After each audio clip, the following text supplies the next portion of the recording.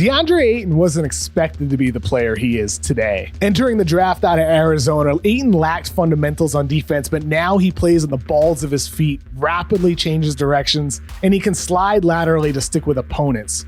Ayton's toughness was questioned, but now with this two-man action, he hands the ball off to Devin Booker, goes straight into a pick and roll, and immediately after catching it, throws his body into Jarrett Allen to carve out space inside. Ayton's heart was attacked, but now even with an 18-point lead, he'll press speed bursts to hustle ahead of the defense and create a passing lane for Chris Paul. Ayton has proven he's a guy who does all the little things that lead to competing at a high level, even if he's not a primary scorer like many number one picks are. He accepts and embraces his responsibility as a screen and roller who can rumble down the lane, finish tough passes inside by putting the ball on the floor, throw down lob dunks, and he can even hit the short roll pass. Ayton's intangibles were doubted, but today he's embracing his role as an interior presence on offense who anchors the defense and sets a tone night in, night out. Today, Ayton has become a winner. Let's discuss his game this week on The Void. I can't get over how Deandre Ayton has reached the level that he has. I was thinking about him entering the draft as a prospect out of Arizona. Obviously, he went number one. He was the first pick. You come in with high expectations, but the knocks on him and the positives on him on the defensive end of the floor were just so out of line with what he is today. So for him as a number one pick, he had these flaws. He had these very real concerns. And early in his career, they didn't go away. But month by month, slowly but surely, he got better and better and better and better and better to turn into the guy that he is today. So everybody saw him turn into a defensive stopper during Phoenix's run to the NBA Finals last year. And this season, he's following it up. I talked with Mike Vigil and Sam Cooper from the Timeline podcast. There's nobody better at covering the Suns. They've watched Ayton from the beginning. They were covering the Suns when the team was bad. And they've seen Ayton make this improvement step by step. And I asked them, how has Ayton changed and how has he progressed since the last time we saw him during Phoenix's finals run? Here's what they had to say. Interestingly, something that they've done is they have shown more trust in Deandre Ayton so far this season. And what I mean by that is the Suns actually went from 19th in steals last season to 4th in steals this season. And even deflections, they were 20th in deflections last season. They're 12th this season. And I actually think that's a good illustration of the trust that they now have in Deandre Ayton's backline defense. And it even plays into pace like we were just talking about. Creating turnovers for those transition opportunities, yeah.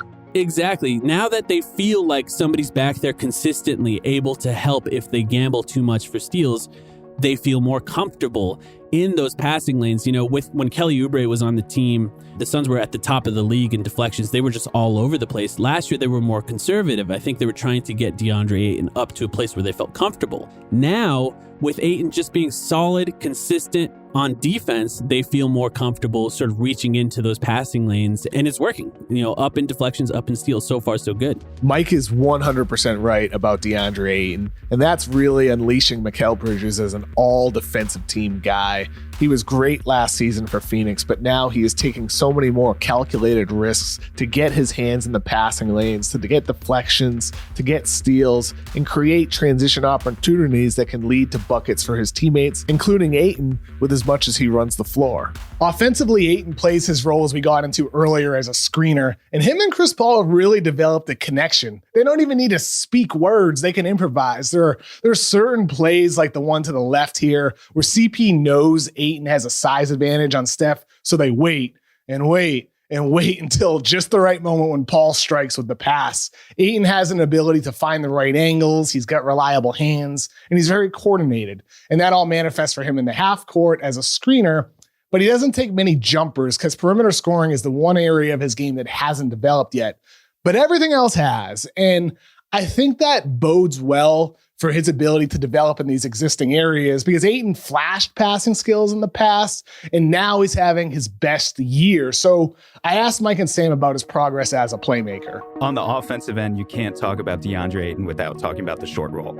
It's been a huge thing when you look at the roster construction of the Suns right now, and you look at some of the more unfortunate things that are going on. Playing without Dario Saric, playing without Frank Kaminsky. For as good as JaVale McGee has been at stepping into the backup role, gobbling up offensive rebounds, the Suns are struggling to find at times that guy who can operate within the short roll and really break down mismatches, find 2-on-1s, 3-on-2s with his passing. And so it's been critical for Deandre to develop as a short roll playmaker, and more specifically a short roll finisher, because we know, you've watched plenty of Deandre, and through his first 3 years, we know he struggled to really put the ball on the floor and show that initiative offensively that you kind of want to see from guys if you want to have the belief that they're going to be a true offensive hub, not just a rim runner, but really a hub of the offense.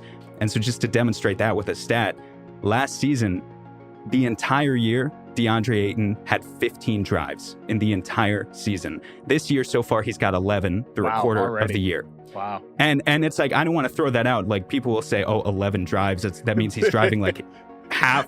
It means he's driving like half a time per game. So, it's not to insinuate that he's a Towns or an Embiid or a Jokic type of offensive hub talent now, but it gives you this idea that he is driving at 3 or 4 times the rate of last year. Sometimes the results are mixed. Sometimes it looks really ugly when he drives to the rim, but it's something, that level of initiative is something we absolutely need to see out of Deandre Ayton to ensure the highest possible ceiling for this team going forward. Ayton is a winner through and through, and that's after entering the NBA as an obvious physical specimen, but all of the questions about him were his intangibles. Can he read the floor? Does he care about winning? How much effort does he put in? Those were the questions about him. So seeing what he was in the run to the finals for Phoenix and seeing what he is now in a follow-up season, it makes me think about the conversation that I had with Ayton himself earlier this year about his progress. So I just want to play a quick 30-second clip from that conversation because I really loved his answer to my question about what happened for him to go from the player people perceived at Arizona and in high school